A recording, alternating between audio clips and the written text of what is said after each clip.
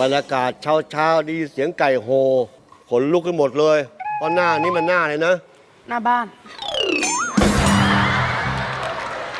อุ้ยไม่ได้ถามมันอยู่ตรงไหน ยืนหน้าบ้านเห็นน้ำใสใจสดชื่น ตัวลื่นๆ ตัวยาวๆ เขาเรียกอะไรหนา นั่นคือตัวงูสิงยาวขนา เราเป็นปลาไหลเลยนะ